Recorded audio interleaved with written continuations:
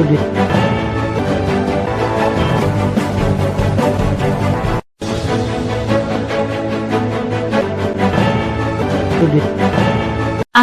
જૂનાગઢ મહાનગરપાલિકાના કમિશનરે પોતાના કાર્યકાળનું પ્રથમ બજેટ વર્ષ 2025-26નું ₹1482.17 કરોડનું તૈયાર કરી પત્રકારો સમક્ષ રજૂ કર્યું હતું. જૂનાગઢ મહાનગરપાલિકા દ્વારા આગામી નાણાકીય વર્ષ માટે તૈયાર કરવામાં આવેલા બજેટમાં શહેરના સર્વાંગી વિકાસની સાથોસાથ મુખ્યત્વે રસ્તા, પીવાના પાણીની સુવિધા, સ્વચ્છતા અને પર્યાવરણ તેમજ અર્બન મોબિલિટી, આઈટી જેવી સુવિધાઓને અને સેવાઓને માળખાને વધુમાં વધુ સુદૃઢ બનાવવા પર ભાર મૂકવામાં આવેલ હતો. આ તમામ સુવિધા પૂરી પાડવા માટે મહાનગરપાલિકાએ કરવેરાનું આયોજન સુદૃઢ કરવા માટે આ બજેટમાં રજૂ કર્યું હતું.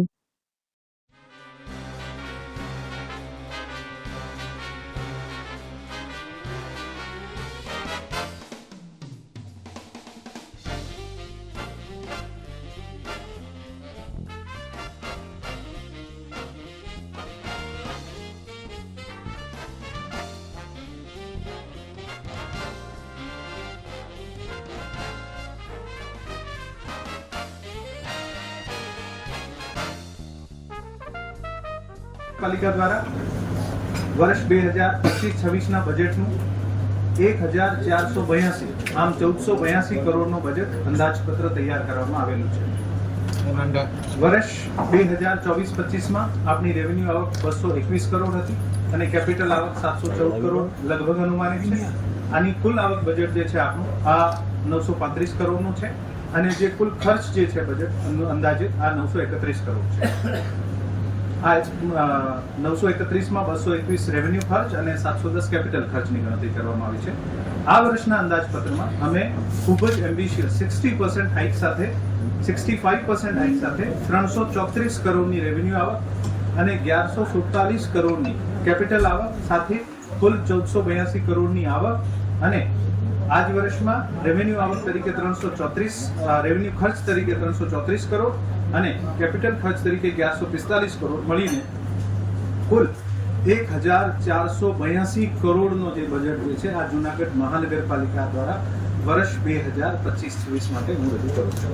જોગવાઈ મુજબ કોર્પોરેટર શ્રીઓ માટે જે 80,000 રૂપિયા માસિકની જે જોગવાઈ છે અને ચાલુ રાખવા પ્રપોઝ કરીએ છીએ. જૂનાગઢ મહાનગરપાલિકા દ્વારા આગામી નાણાકીય વર્ષ માટે તૈયાર કરવામાં આવેલા અંદાજપત્રમાં શહેરના સર્વાંગી વિકાસ સાથે સાથે મુખ્ય પરત્વે રસ્તા, પાણીના પીવાના સુવિધા, સ્વચ્છતા, પર્યાવરણ, અર્બન મોબિલિટી, આઈટી જેવી સુવિધાઓ અને સેવાઓનો માળખાને વધુમાં વધુ સુદૃઢ બનાવી શકીએ આને માટે આયોજન કરવામાં આવ્યું છે. આ તમામ મહાનગરપાલિકાઓ આ તમામ સુવિધાઓ માટે મહાનગરપાલિકા દ્વારા જે આપણું જે ખર્ચ જે છે આ ખર્ચ પણ ખૂબ જ વધારે થતો હોય છે અને જેથી અમુક ટેક્સ ઇન્ક્રીમેન્ટ અમે પ્રપોઝ કરીએ છીએ. આ ટેક્સ સુવિધા આપવા માટે, વધુમાં વધુ સેવાઓ આપવા માટે, ડિજિટલ ગવર્નન્સ, જરૂરી રોકાણ તથા મોંઘવારીની દરને મેચ કરવા માટે આવક વધારવાની ખૂબ જ જરૂરત છે. હવે આજે ટેક્સમાં આ વખતે અમે નોર્મલી આપણે એટલા વર્ષોમાં શું થતો હતો કે આપણી જે ટેક્સ કલેક્શન સિસ્ટમ જે છે આ સેન્ટ્રલાઇઝ ન હતી. દરેક શાખા દ્વારા જુદી જુદી રીતે ટેક્સ કેલ્ક્યુલેશન કરવામાં આવતી હતી અને આના કલેક્શનના પણ એવી જ રીતે પ્રક્રિયા હતી. આ વર્ષે અમે આખા ટેક્સ સિસ્ટમને રીસ્ટ્રક્ચર કરવા માંગીએ છીએ જેથી એક જ વારમાં માણસને ખબર પડી જાય, જે ઉપભોક્તા છે, જે આપણું નાગરિક છે, અને ખબર પડી જાય કે મારે કેટલું ટેક્સ ભરવાનું છે અને વન ક્લિકમાં આ તમામ ટેક્સને ભરી શકે છે. કરવાનું આયોજન કરવામાં આવ્યું છે.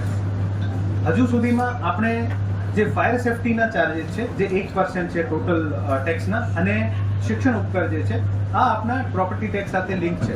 આ વર્ષે વર્ષ 2025-26ના બજેટમાં સફાઈ કર, દીવાબત્તી કર અને એન્વાયરમેન્ટ ઇમ્પ્રુવમેન્ટ ચાર્જ જે છે આ અમે ટેક્સ સાથે લિંક કરવા માંગીએ છીએ. કરવાની તક મળી છે. જૂનાગઢ મહાનગરપાલિકાના મારા કાર્યકાળ દરમિયાનનું આ પ્રથમ બજેટ છે અને આને માટે હું ખૂબ જ આનંદની લાગણી અનુભવ કરું છું. જીપીએમસી એક્ટની કલમ 95 અનુસાર જૂનાગઢ મહાનગરપાલિકા દ્વારા દર વર્ષની માફક આ વર્ષે પણ અંદાજપત્ર તૈયાર કરવામાં આવેલ છે અને આ વર્ષે અમે એવું નક્કી કર્યું છે કે જ્યારે ભારત સરકાર અને કેન્દ્ર સરકાર દેશને અને રાજ્યને સન 2047 સુધી વિકસિત દેશ, વિકસિત રાજ્ય ની ગણતરી કરતા હોઈએ ત્યારે જુનાગઢ પણ 2047માં વિકસિત મહાનગરપાલિકા બને, ડિજિટલ સેવાઓથી સજ્જ આઈટી રોબસ્ટ આઈટી ઇન્ફ્રાસ્ટ્રક્ચર સાથેની મહાનગરપાલિકા બને. આ માટે આ વર્ષે અમે પેપરલેસ બજેટ રજૂ કરવાનું આયોજન કર્યું છે.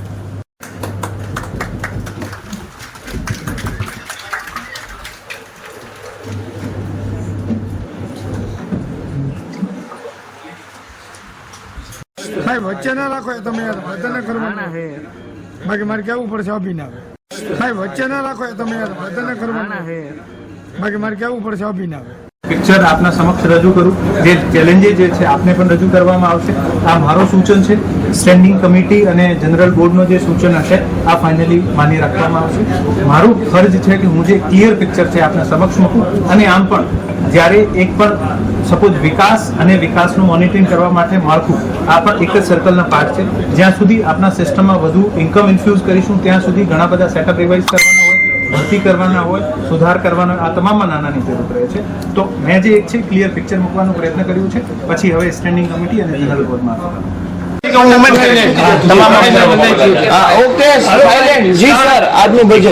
જી જુનાગઢ મહાનગરપાલિકા દ્વારા કમિશનર તરીકે મારો આ પ્રથમ બજેટ છે અને આ બજેટમાં 1482 કરોડનો ટોટલ આ જે બજેટ છે આ રજૂ કરવામાં આવ્યું છે. આ બજેટમાં આપણું બેઝ રેટ જે છે આમાં 20% વધારો અને તમામ ભારાંકમાં 5% વધારો મારા દ્વારા સ્ટેન્ડિંગ કમિટીના ચેરમેનશ્રીને રજૂ કરવામાં આવ્યું છે. મને અપેક્ષા છે કે જુનાગઢ મહાનગરપાલિકાને તંત્રને વધુ સુદૃઢ બનાવવા માટે આ તમામ જે જોગવાઈ કરવામાં આવી છે અને મંજૂરી મળશે. શહેરમાં આવનારા દિવસોમાં ઘણા બધા નવા આપણે કામો કરવાના છે. શહેરમાં એક એક્ઝિબિશન હોલ કમ ટાઉન હોલ જે મજેવડી ખાતે બનાવવામાં આવશે. PM ઈ બસ આવશે 50, જેનું ચલાવવા માટે એક બસ ડિપો અને બસ ટર્મિનલ બનાવવામાં આવશે. નરસિંહ મહેતા સરોવર ખુલ્લો મૂકવામાં આવશે.